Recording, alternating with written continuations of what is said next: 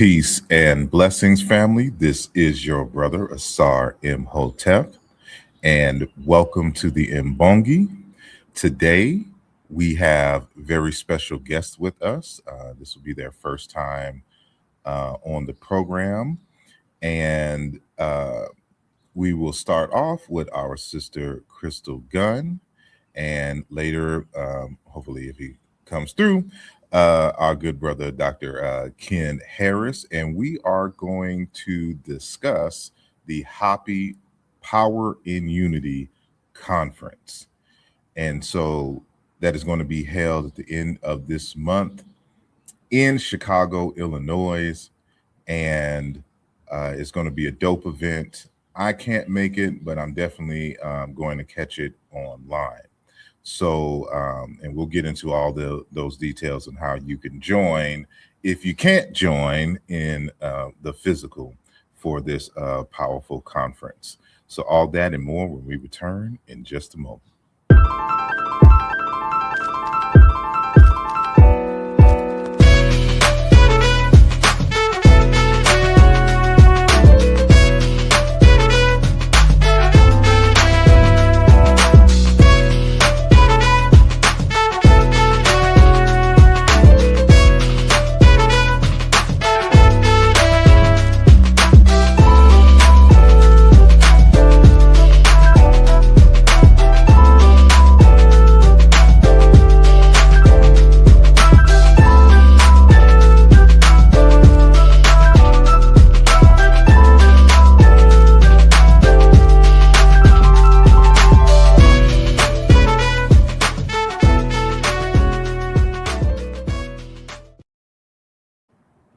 And we are back. And today I am outside. The temperatures won't be too bad today. So you will probably hear a whole bunch of nature in the back, but it's all good because, you know, we are one with nature here, as long as nature's not trying to eat us. And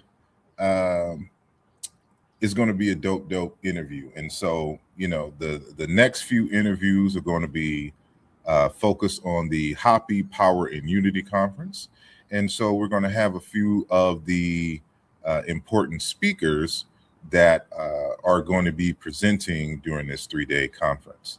And so our first interview was with Dr. Joseph Ben Levy, who gave a powerful series and arrays of detailed information. And we're going to have him back after the conference so that, you know, we're going to focus on a few questions that the audience had provided because we didn't do the interview live. They had questions after the fact, but those questions make for a powerful show because I know he's going to go in. So make sure that you go to the channel and check out the interview with Dr. Joseph Ben Levy. And today, again, we're going to have, hopefully, our good brother Ken Harris. He may be having technical issues, but we do have with us already Sister Crystal Gunn, and we are going to bring her on stage right now. Peace and blessings. How are you doing this afternoon or morning? Absolutely amazing. How are you? I am well. I am well. Thank you for joining us. And before we get started, I just want to show people where they can go to get information about the conference. And you need to visit hoppyfilm.com. And when you, matter of fact, I'll just share the screen so you can know that you're at the right site, because we know how that could be. So, bam, this is the website. So the details is going to be from July 24th to July 26th. That's from Friday to Sunday.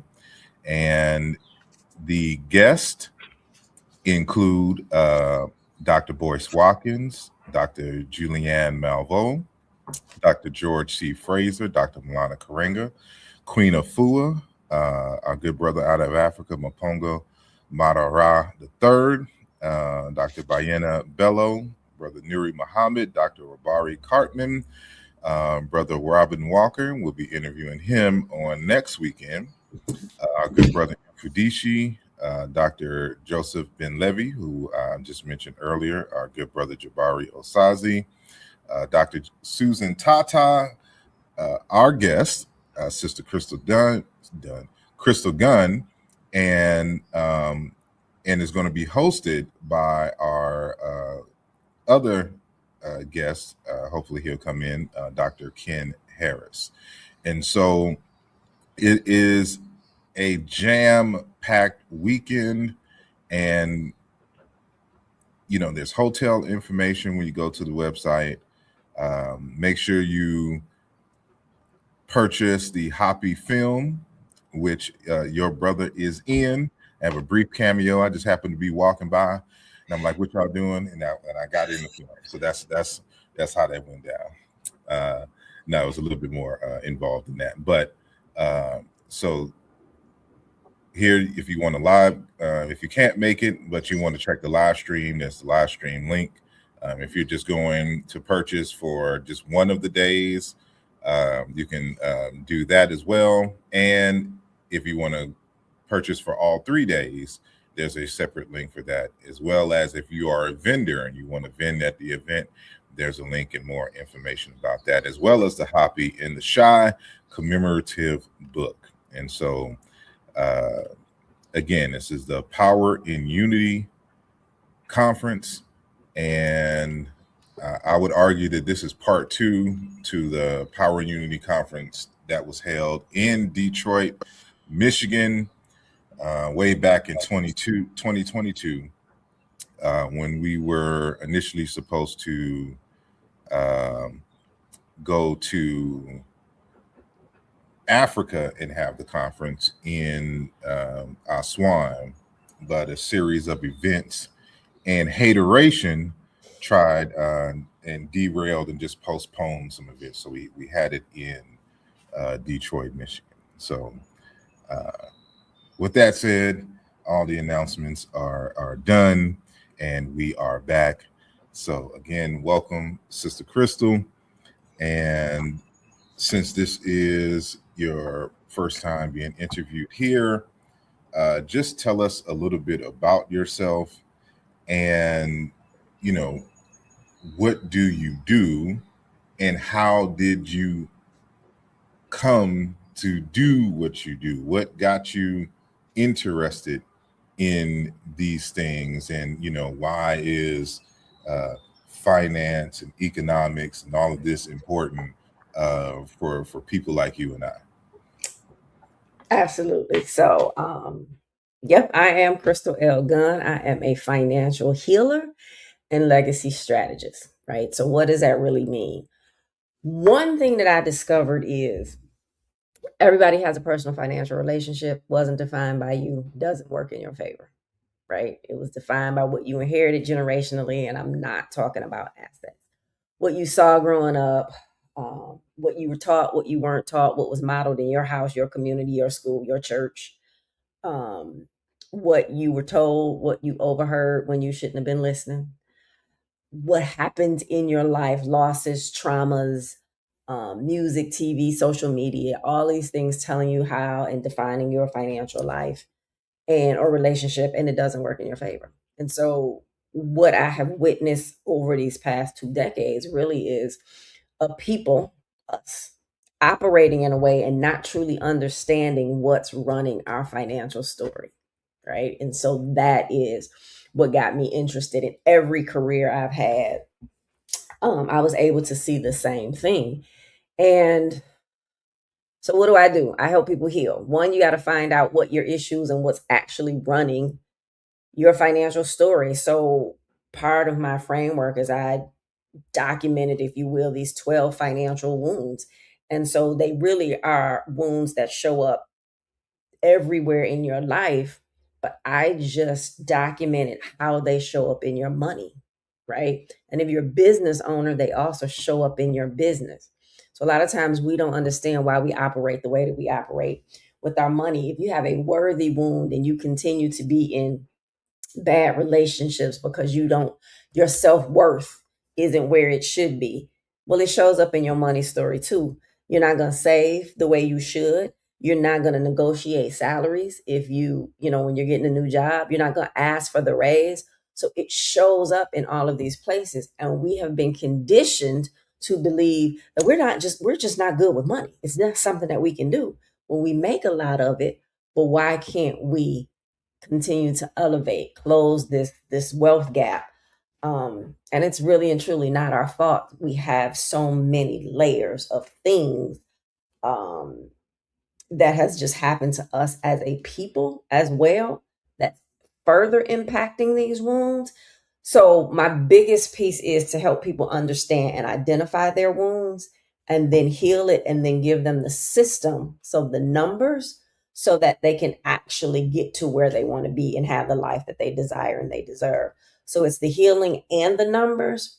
And then on that legacy piece, I am a licensed life professional. So I do um, life insurance, annuities, things of that nature. But I show people, we hear and we talk about this generational wealth piece and putting together those things. And so I help individuals and families create that financial wealth and protection strategy so that we can pass this wealth down to the next generations. And I teach, we should be teaching 10 generations deep and teaching every generation to do the same. That's the only way we're going to change this game. So to an extent, it sounds like there's a combination, a synthesis of psychology and finance. Okay. And And I hesitate on the psychology part. You're right. I am not clinically trained in psychology. This is uh, just my deep study in seeing how this happens.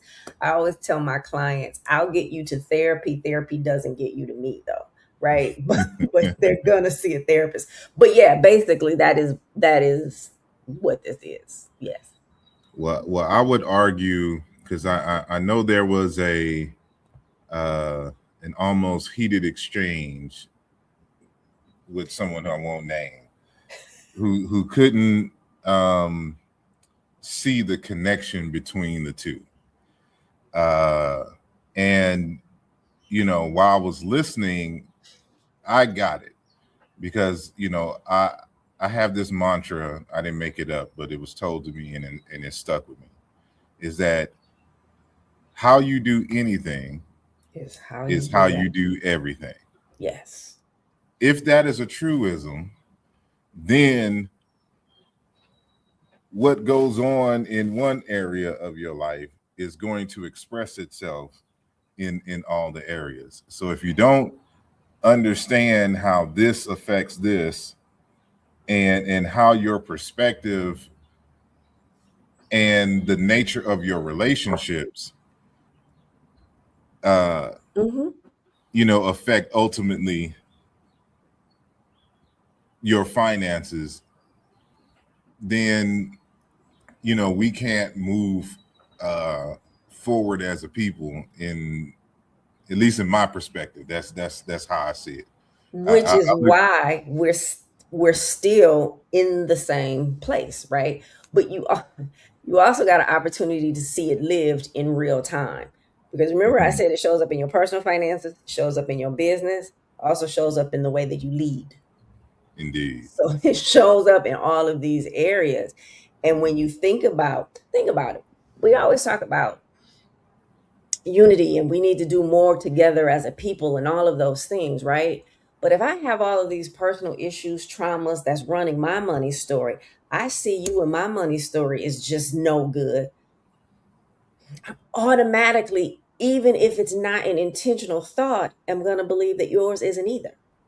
If I don't Hmm. trust myself to do what I'm supposed to do with my money, I don't trust you to do what you say you're going to do with your money.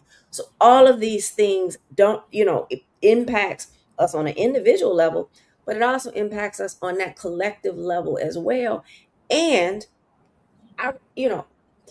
We have these conversations, what we should be doing and how we should be doing them until we heal on the individual level first. We can't come together as a people and do that. We have to get your own house in order first, put on your own oxygen mask first. We have to do that piece, because if we don't, we're still going to be in the same situation. We are, in some instances, we took some steps back, you know, from 60 years ago, and then in some instances we've taken steps forward, but as a people, our elevation and liberation just not has not happened the way that it should be. I can point back to this healing and say this is why. Because we have the information. We know, like, if you Google how to do a budget, like 1,000 sheets will come up. So it's not whether the resources are there. Well, why can't we do it and stick to it? Why can't we even create one in the first place? It's not because we're not intelligent. It's because all of this other stuff is muddying the waters. So my job is to help clear the water and also remind us of who we are and where this whole economic system was built in the first place, and how it was literally just co-opted in, it now, in some instances used against us, but in other instances as well. We're just not healed enough to, again, elevate and liberate. And liberation, that is my thing. It's like, in order to be liberated, we have to do this work first. It reminds me of Dr. Amos Wilson, who, and I'm paraphrasing, Mm-hmm. talks about the issue or the importance of relationships to economics, and how ultimately economics isn't about money, it's about relationships. And that one of the major issues, and this is in his big text blueprint for Black Power, is that we have a collective mistrust Mm-hmm. for one another, Mm-hmm. and we don't see value in one another. So if you don't see value in someone who looks like you and you mistrust them, then you won't reach out your hand and give them money to help them solve your problems. And thus you don't have an economy, because you have that blockage of mistrust. And part of that could be argued that for some people that may stem from interpersonal relationships starting at the home, growing up with the parents or siblings, Mm-hmm. in particular traumas from that.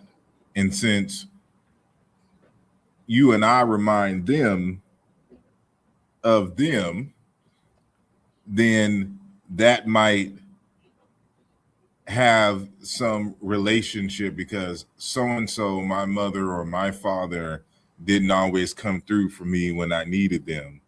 So since you remind me of my mother or father, Mm-hmm. Mm-hmm. you know, I I'm not going to look to someone like you to help solve my problem. I'm gonna go, saying elsewhere. But So, also, it was installed in us, right? So when you go mhm, back to slavery and all of that, we couldn't come together and we couldn't trust that somebody wasn't going to tell that we were doing a thing because they mhm, wanted to hold a certain position, And so, and then the other piece of that is, everything we see is anti us. So if mhm, I continue to see that, that we're bad, that we're criminals, that, we create subpar products and all of those things, at some point mhm. people are going to consume that, they're going to live that, they're going to believe that, and it's going to be very, very hard to pull them out of that.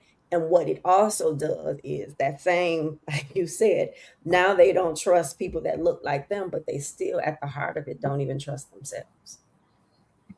Indeed. And so again, we've been speaking about the upcoming Power in Unity conference, and our guest is one of the speakers for the Power in Unity conference. And what specifically, or is the title of your talk? That and you don't have to give the talk, but just the overall the central idea and message that you're going to discuss in Chicago. So I'm actually going to be on a panel discussion Okay. with Dr. Boyce Watkins, Dr. Charles Frazier, and Dr. Julianne Malvo, with Dr. Harris facilitating that panel discussion. Mm-hmm. And it's really just about Black economics and unity and what we need to do in order to realize what we actually say and what we're trying to accomplish. So yeah, it's a panel discussion. All righty.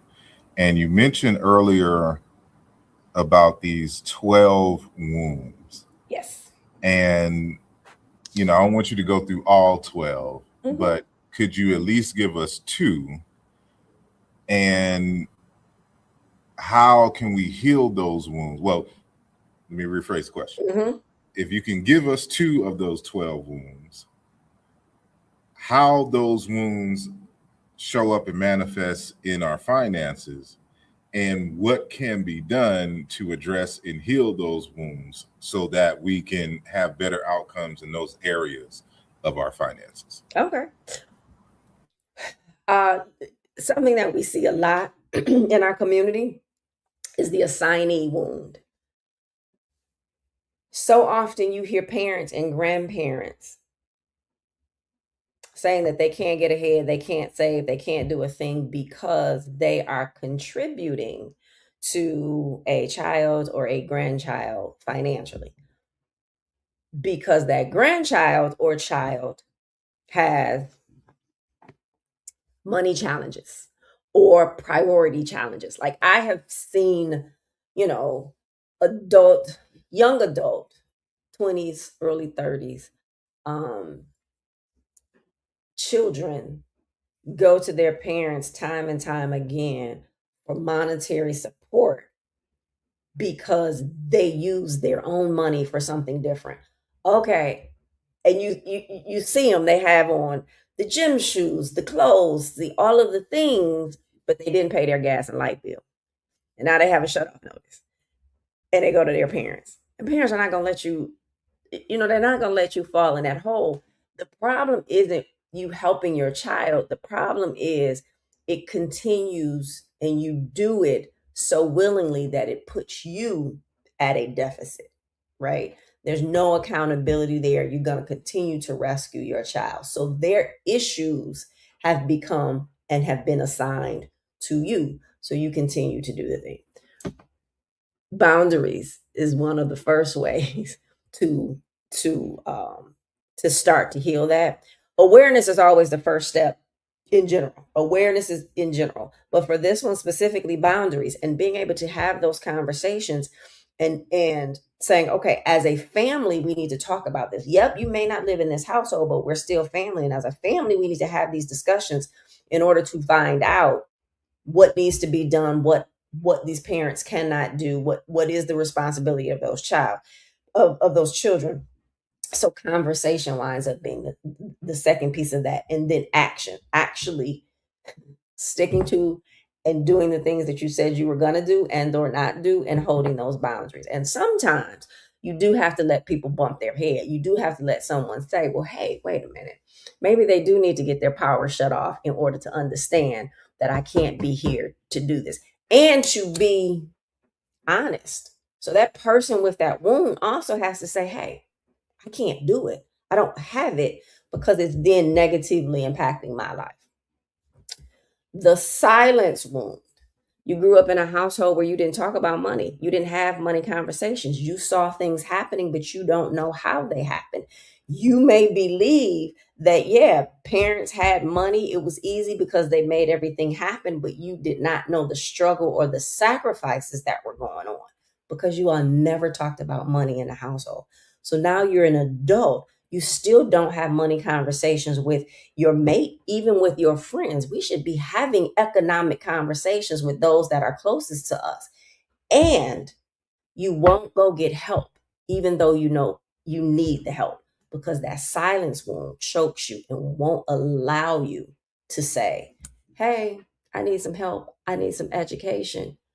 I I have a part of what I do. I have a nonprofit organization. For the last 3 years, I've been a community partner of Fifth Third Bank, where they would give my organization grants to go out in the community and hold free workshops. And you would think that the line would be around the corner. No, because if I come to a financial literacy workshop, someone's going to think that I don't know what to do financially, and I definitely don't want to talk about it because I've never talked about finances before.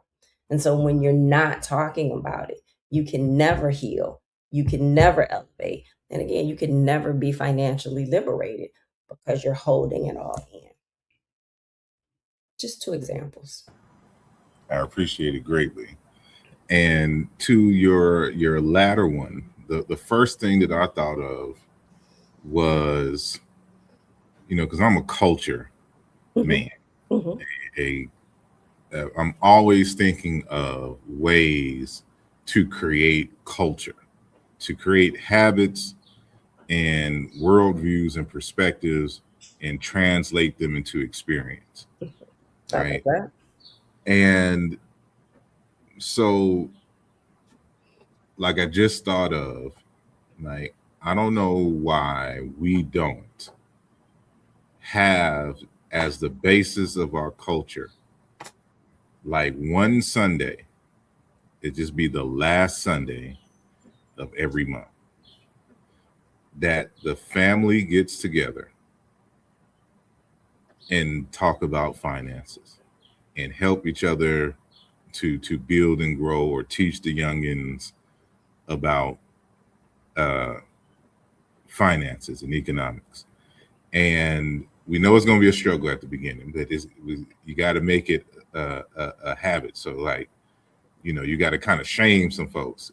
Your family don't get together on Sundays and talk about, Right. finances, right? Like that should be a mandatory. Well, that's if we still have them. Segment of the family reunion. Mm-hmm. Mm-hmm. And even putting together a scholarship for books or something, however, until you can grow it to whatever. Like somehow we got to incorporate this into like family structure, so that this can be the conversation, Absolutely. and make it mandatory, and have a reward system for the participation, um, of it. And I think, this is just me,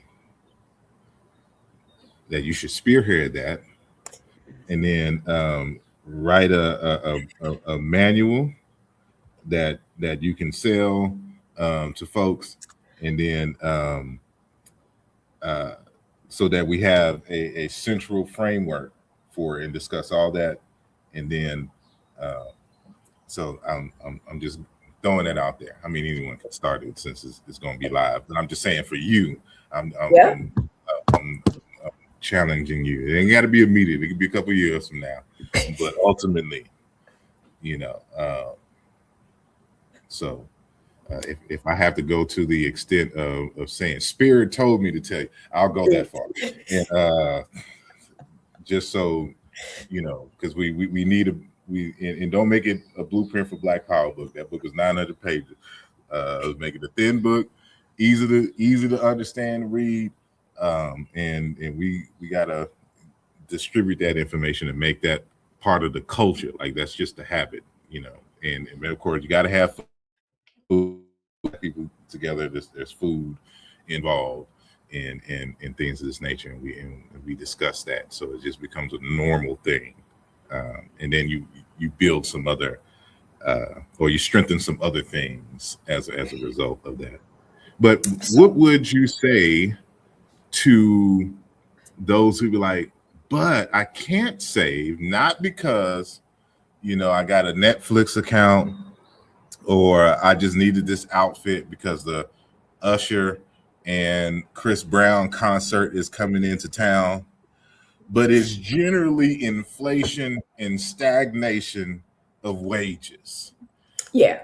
Right? To where I can't, in my mind, I can't do the stuff that you're talking about. How should we approach that kind of question?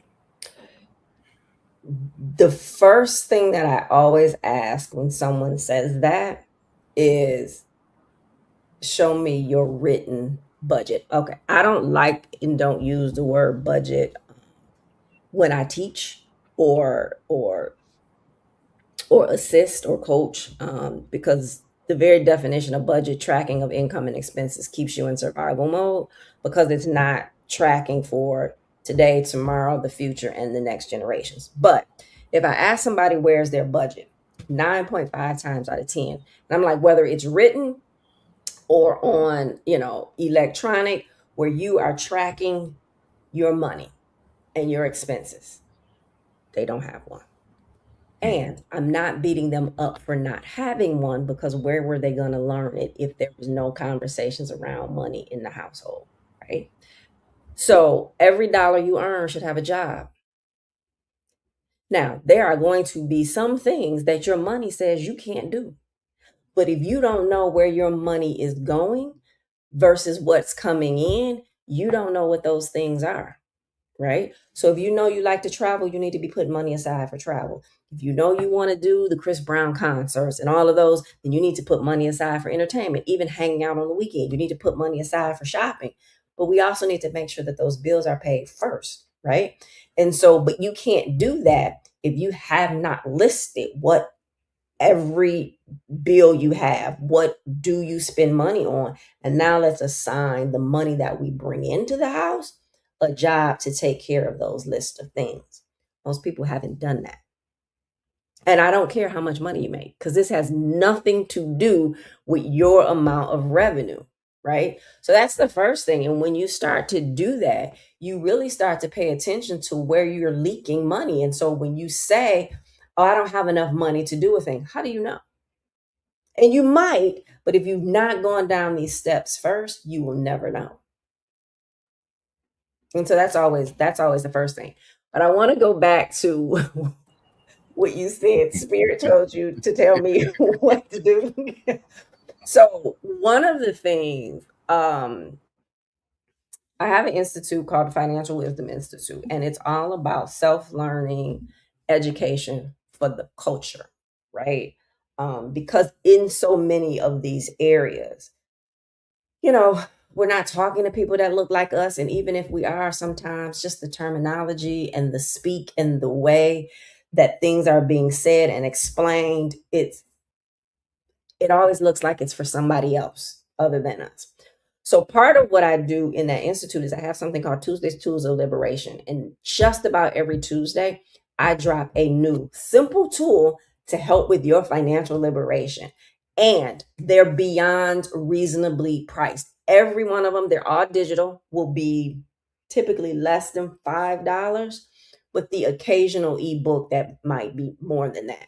But the goal is, they're intentionally priced that way, so there is no barrier. Well, I can't get this $49 this or this, but I can get this tool for $3.33 and do this work.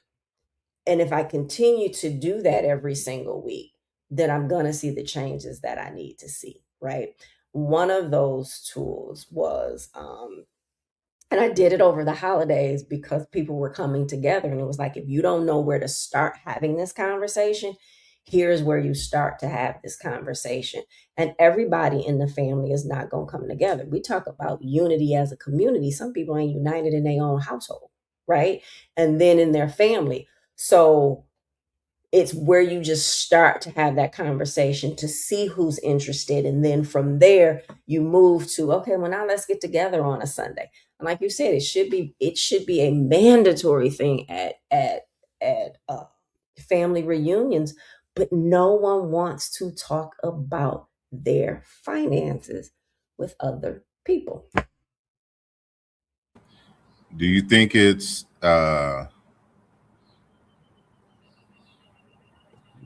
that people feel ashamed of their Yes. current financial situation and they don't want to be looked at Yes. or feel that they're being looked at upon negatively because they're not in a financial state to where they can flex, comfortably? Mhm. What's your thoughts? What's going on there? Yes, yes, and yes, Hmm. right? The amount of times that I hear the word shame or embarrassed from somebody is through the roof. And from the, but I'm this age and I should have, or I'm so shame, or let me try to get my stuff together before you look at it. Like all of those things. And I have to stop him and I say, give yourself some grace and mercy. Your financial relationship is the way that it is, and it's not all your fault. That's where those 12 wounds come in, and then those five layers of origin. Like it's when you go to a job, even if it's in the same career field, if you go to a new company, they don't just walk you in on day one and say, okay, get to work. There is some training that has to go on, right? From the culture, from their systems, how they do things there. Even again, if it's the um, same career path, no one did that for finances. So you've just been figuring it out all your life. And you got to wherever you are just by figuring it out, by seeing what was modeled, and still these wounds running your financial story.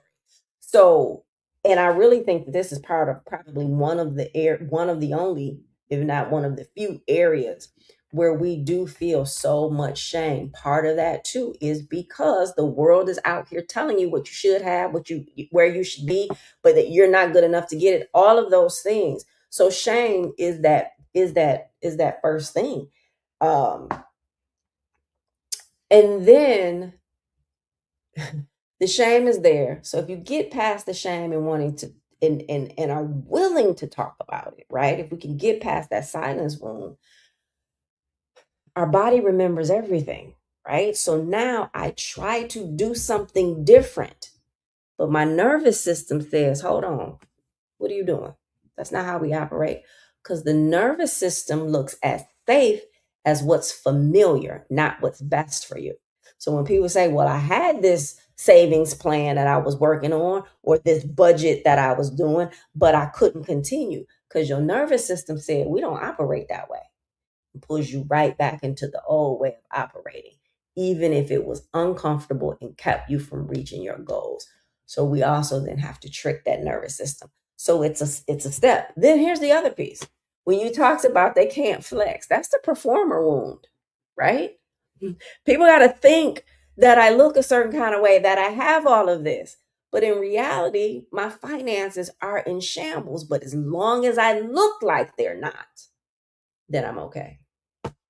So all of those. So it's layer after layer. And I always say, give yourself grace and mercy and a break, because you just didn't get here because you're not good with money. That's not it. It's all of these other things. If you are just joining us, we are here with Sister Crystal L. Gunn, who is a financial healer and liberator. And so we may, by the end of this program, rename her to Sister Crystal L. Tubman, because she is going to take us to financial freedom. And if you are new to this channel, or if you're a frequent visitor, make sure that you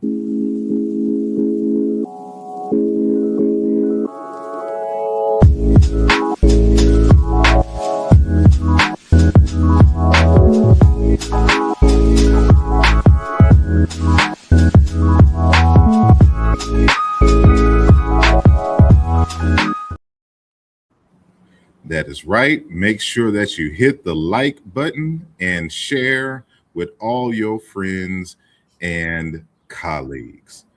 I want to talk about now the importance of networks uh, in this process. For the framework in which you've developed, Hmm. what is the role, if any, in interpersonal relationships and networking? How should we approach that? So I've now gone through. I haven't healed all 12 of my wounds. I got a good 8 of them, seven and a half, good 8 of them, under control, right? And I want to step out, because you got to do business, saying with other folks.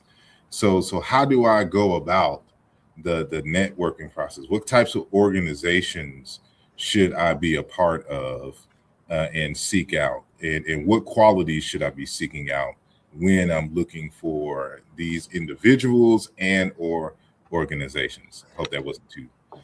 So, your first organization is your family. Your second organization are those people that are closest to you, homegirls, your homeboys, best friend. We need to be having those type of conversations there. Um, and let's be clear, sometimes you just can't. So then you do have to seek out those other organizations that are doing things where you can go and you can get in on those conversations. National Business League, any of the Black chambers across the country. I have an organization, nice way to plug it, the Amazing Woman, WOMAN Network, where it's like minded people. But here is the beauty of just healing in general, right?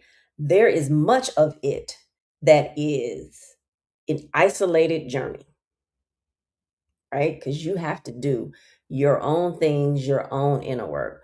But then you also have to then, that next layer is having that community in wherever you can find that community. But when you start doing the work and that next level of elevation happens, like attracts like. It's frequency, right? It's energy. So those organizations are going to appear because now you're ready to be in them, right? And get in them and get active and vocal.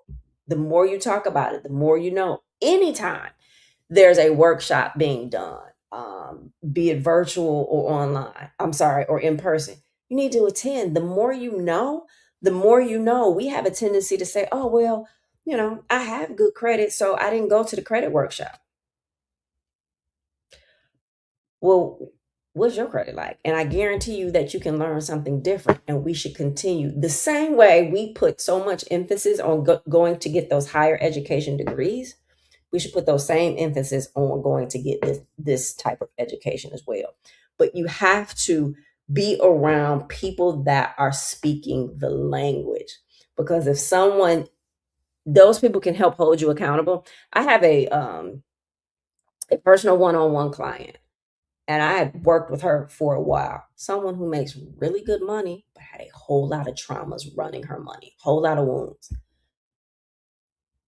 I have 3 of her closest friends as well who are personal clients of mine. Why? Because she wanted everybody that was around her to be financially elevated and liberated as well. And now they have conversations together. They'll say, Miss Crystal would say, right? Or I'm telling Miss Crystal. But they can also hold somebody accountable because they know you don't need to buy that thing because you don't even carry purses. Why are you going to spend $75 on this purse just because it's cute? But they can do that because their organization, right? Their friends are holding them accountable, and they're now having financial and economic conversations. So you got to be in the room wherever that room is. Organizations, your family, your friends. Like attracts like. You got to get around those type of people.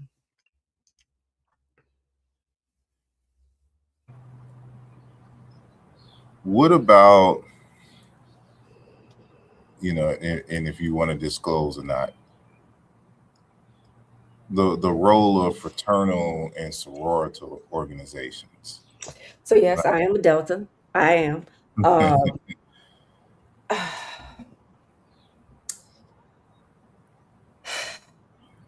what is their role, or should they have a role in the forward movement economically of of Black people in general?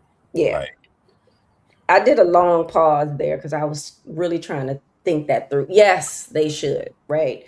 But you also have to look at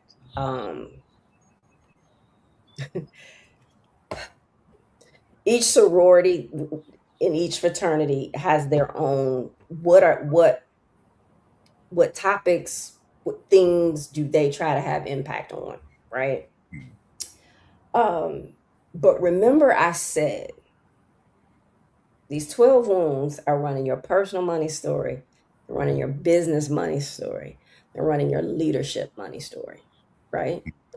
So if I head up any type of organization and my one of my wounds is the silence wound, I'm never going to come to a meeting and say, if I'm in leadership, I'm never going to come to a meeting and say, hey, we need to talk about finances. We need to bring finances to the table, because I don't talk about finances. So it's not going to be something that I'm going to suggest. And when someone else does, if I don't talk about finances, I'm either going to give pushback or I'm going to step back from it, right? So it doesn't really truly get addressed. Now, we do a lot bringing in individuals to give us financial information. So we'll bring the big name organizations, and there's nothing wrong with that, right? So we're going to bring such and such organization in, banking system that's going to talk about investing and all of these things. But I've done this work for a very long time, and I have always made it a point that I go to financial workshops because I want to see what's being talked about, right? The thing that's not being talked about is the healing. I can give you all of the information about investing. I can give you all of the information about your credit. I can give you all of the how-tos. But if this other stuff is still running your financial situation, you're only going to get so far. So yes, organizations we absolutely have a duty to unite and impact and empower our people. But one, is it a thing that's in our charter to do? And then if it is, how are we going to do that to have greater impact? And that's also my challenge to churches as well. How do we have this impact where we're not just giving information, but actually seeing that the impact is being had and the change and the elevation is actually happening in our people? now I don't know if this would be too far beyond the current discourse, um,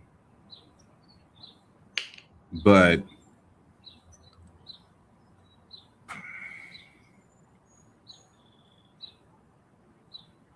well, let me go here first, because you brought up leadership, and oftentimes we don't define what that is and what is the responsibility, but more so, what kind of character must you have? And for me at least, this ties into the healing piece, because before you can be an effective leader, there's certain traits that you must possess. So I want to, and this will be my last formal question, uh, discuss how the healing of these wounds help develop better leaders, and what is what is that, and what are the expectations once you get there?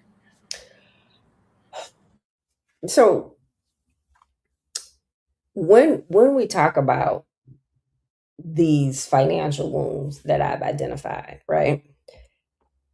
They don't just impact your finances. They literally impact every area of your life. I say when you heal and redefine your personal financial relationship, because you're digging into these wounds as well, every area of your life improves, because the same things that are showing up and messing up your finances are showing up in all of those other areas too, including leadership, right? Now remember, we're energy, right? Vibration, frequency, like attracts like, right? So if I am a leader, and let's say I have betrayal is one of my wounds, performer is one of my wounds, and giver is another one of my wounds. Well, it's not just showing up in my money, it's showing up in my leadership style, it's showing up as how I lead, it's showing up in all of these other areas, right? So if I'm a giver, am I giving too much of, am I giving too much leeway? Am I not holding people accountable as this leader?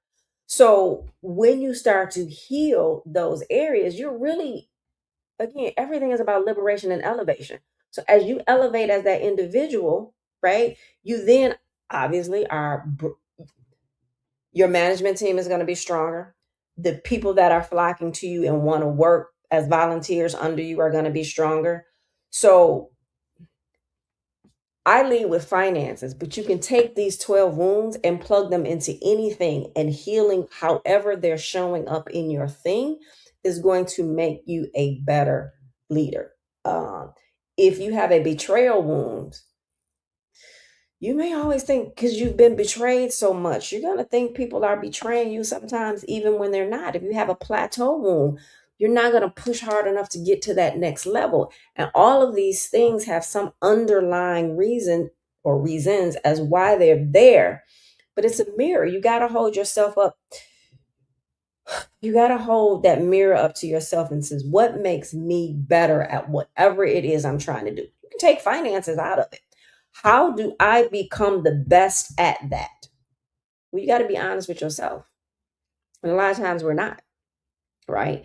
And because we are in leadership positions, still doesn't mean we don't have room to grow. And when people stop believing that they have room to grow, that's when we lose. So just going back to, everything starts with self, right? Everything. The more I elevate, the more I heal, the better I am to myself and the communities and the people in which I serve. So we have to get back to that, as opposed to wanting other, one of the things that we would hear, that terminology, well, I'm just keeping it 100, right? Okay. But that doesn't give you the path to be rude and unkind to somebody. So we twist these things so that it's always about someone else. Well, you just took it a certain kind of way. No, you said it a certain kind of way too, right? So it all goes back to self. The more we heal, the more we improve, the more we elevate, the better we are as the individual, the better we are as the people. Everything comes back to heal and know thyself. I don't know if that answered your question, but that was, I don't know, was put on my heart to say. I said that was the last question, but this is going to be the last one. Okay, so this is going to be a pushback question. Okay. So I'm playing the devil's advocate. Yeah. Okay. So I hear you on the individual level, Mm-hmm. but we have people in powerful positions who control financial outcomes, and they have enough money and power to lobby Congress and things of this nature to create laws and institutions that seemingly and in reality oppress and limits my growth, or attempts to restrain my growth. Although I have, everything, I've done the work. So let's say a few years has passed and I've done the work, and but there's these guys out here who, you know, I'm aiming for this Fortune 500 company and in leadership position, and then you have these group of individuals that wants to dismantle DEI um, for whatever reason.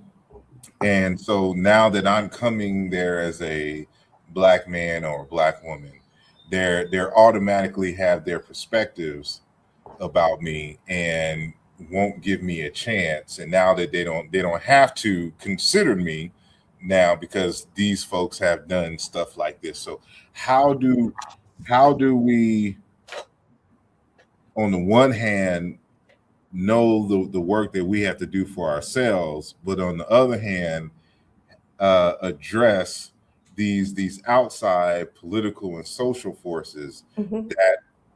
that are fighting to make sure people like you and I don't live comfortably and don't make it. How do I address that? Okay, I love this. This was great. Allow me some grace, and I'm probably gonna say some things that I don't know. People are like, "What?" Um, I, I'm a I'm a start where you ended with DEI. We know that we are not the recipients of DEI, right? We are at the bottom of the bottom on what we received from DEI, right? We know that it's been proven, it's been shown, right? White women, white men, transgender, all of that, and be who you are, do what you do, but we are not the top beneficiaries of DEI. When I heard um, the talk about everything should be like performance based, right? Okay, if I'm up for a position and Sarah is up for a position, it should be based on experience and going down that line, right? Here's what I heard from that, because I know how many times we have not gotten jobs because it went to someone else. Although, if you talk about DEI, people would say it should have gone to this individual, right? But it went to someone else that didn't look like us. But if Sarah and I are up for the same position and Sarah gets the position and there's no DEI or whatever in play, then I and I know on paper, on experience, on knowledge, and all of that, I'm more qualified for that job than Sarah, then doesn't that give me the opportunity to sue? Because everything is based on, right, experience, knowledge, and all of those things. If if a system puts these things into play that says you have to give X amount of people a position, and this is looking at us because it has never positively impacted us, right? Then when you come in, even if you're qualified and overqualified, others are saying, oh, you just got this position because of DEI anyway. So automatically their respect for you is gone and you have to fight harder than that. Now, let's be clear. It is and has been for a very, very long time the Good Old Boys Network. Like it just is what it is, right? So we have to get past always wanting the system that has oppressed us to free us, right? And even where it may not be the entire system, it's still people in that system that benefit from that heavily and still don't want to do it. And they still hold those positions, right? Okay, so DEI piece, right? The other piece of that is when we talk about politics and we have to, I heard a lot of comments over these past, I don't know, 8 12 years, right? That, oh, you didn't vote for this person because she was a Black woman, or you didn't vote for this, or you should absolutely vote for this person because they look like you. That's not enough, right? So to say I did not vote for somebody because they are XYZ is an insult, because maybe the person who did not vote for them did enough of their own deep dive investigation, research, whatever, and found out that the truth behind this individual that you're telling me to vote for because they look like me is not the best qualified, or doesn't have an agenda that aligns with me. So all folk what do we say? All skin folk ain't kinfolk. Just because they look like us doesn't mean that they have our best interest at hand. Sometimes they just have their own best interest at hand. So we have to get out of this groupthink mentality, or that we just have to do things and we're going to hold this person up because they look a certain kind of way or because they look like me. Doesn't work. It doesn't work when you have blindly done that and not literally found the best person that looks like you in order to do this thing, right? So then you talk about businesses. It's interesting. I am born and raised, live in Detroit. If you are a man and you lived in Detroit and still in Detroit, you know Tony Stovall from Hot Sam's, right? Give him men's fashion. But Tony Stovall said one time, he said, sometimes these people are in these rooms making these decisions. They're not making decisions against you. They're not even thinking about you. And we sometimes think they're in this room saying, how do we get those individuals? How do we keep them down? Sometimes they do. Redlining. Like sometimes it is a thing. But still in today's age, that's not always the thing. And what we have to start doing more of is saying, I'm not being reactive to these things. And when we talk about boycotts, when it was the bus boycott all of those years ago, we didn't own anything. So not doing something in boycotting an organization didn't negatively have an impact on us. You start talking about boycotting Target, it's Black businesses who have brands in Target, it's Black people that work at Target. It's a different era. We have to do things differently. So we have to stop being reactive and start being proactive. And one of the things that I said on that episode that you saw and talked about earlier was, if we spend double the time, even as much time as we spend being reactive to what we think and what other people are doing to us, and be more proactive, we will outpace everything, right? I don't need to go here if I have somewhere else to go. I don't need to worry about being leadership here if we built this Black company up so that they can hire, train, elevate more people into management positions. We have to stop trying to be invited to the table over here when, again, they're not even thinking about us in most instances. And a lot of times people will say, well, we need to just build our own system. Sometimes you can't build your own system. Sometimes you have to know how to work into this system and how we come together and work together in this system. But going back to the healing thing, we can't ever do it if those wounds are running our stories. So it should be us first all of the time, but us first in a qualified manner, and who really is for us and the good of the people. And so, yeah, we proactive instead of reactive. We just got to stop waiting on somebody else to do a thing and step up to do the thing that winds up being best for us as a people. Indeed. I have more thoughts, but then we'll be here all day. Right, because we could snowball down. Because I was about to bring up NDIRE, Young Miami.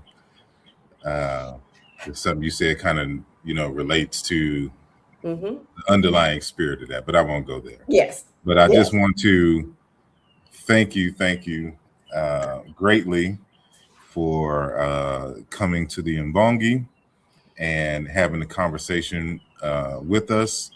And we hope to have you back Anytime. soon. Maybe a recap of the conference and maybe a workshop. Maybe put together something and pay for a workshop and I would love it. and then go from there. But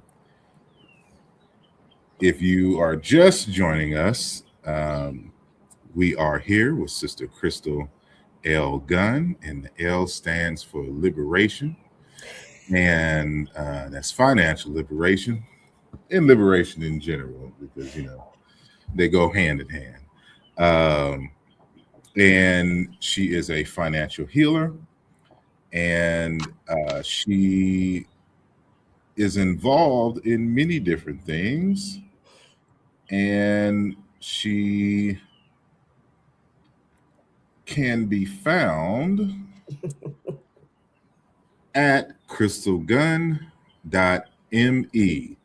If the site doesn't come up when you first type it, that's probably because, like, if you're using Chrome, like my Chrome automatically puts the S behind the HTTP. So if you see the HTTPS on it, just take the S off and just put http://crystalgun.me.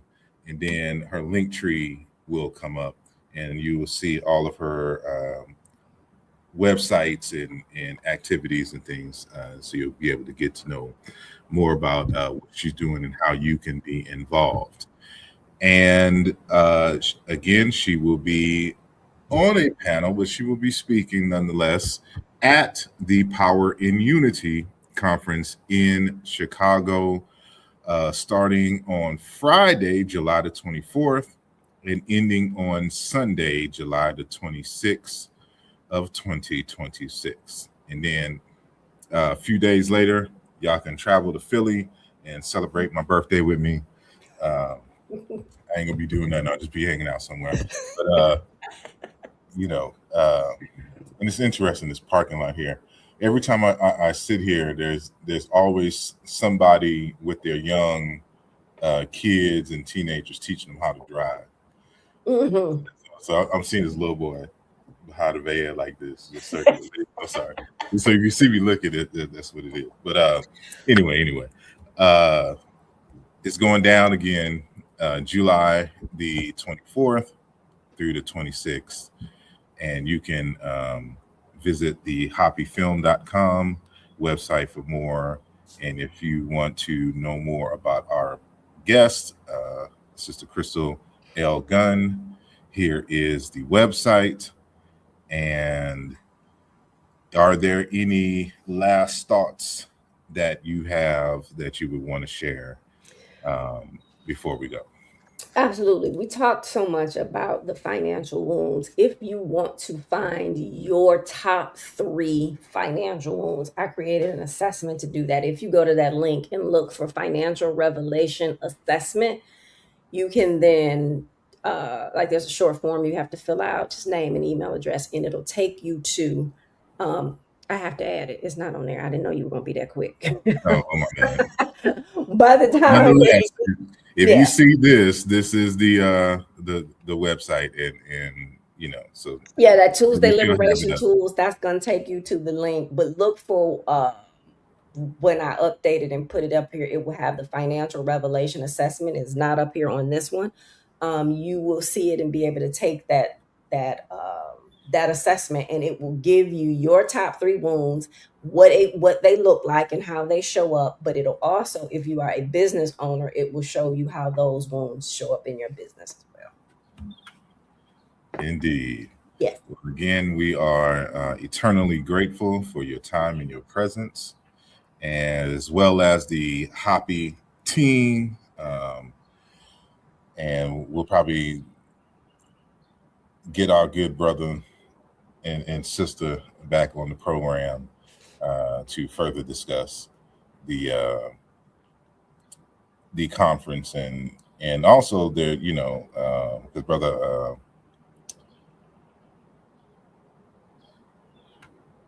he does more than the Egypt tours now. So they go to Ghana as well, and I believe they have another tour coming up for that. So I think it's like a dual tour, like Ghana and Egypt. And I know for a while, like back in the day, they used to go to Nubia and I believe Ethiopia. But, in Sudan now it's kind of iffy. So I don't know if people are doing tours still there. But we'll get Sister Felicia to give us all the details of that when the time comes. But our next interview is going to be our good brother, Robin Walker.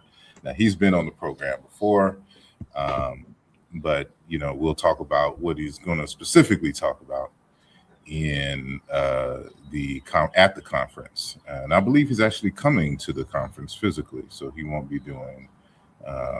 So maybe, hopefully, I can catch him in New York before he heads back overseas to the UK if I can't make it to Chicago. But anyway, so I'll let y'all know when that goes down, but that will be our next interview.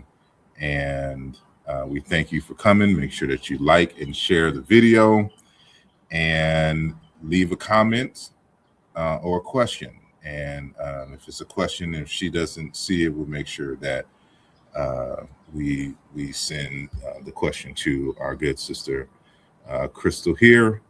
And with that said, y'all have a blessed day. Hug your family and start talking about finances with the family and start healing these wounds. So with that, I'm out. Peace.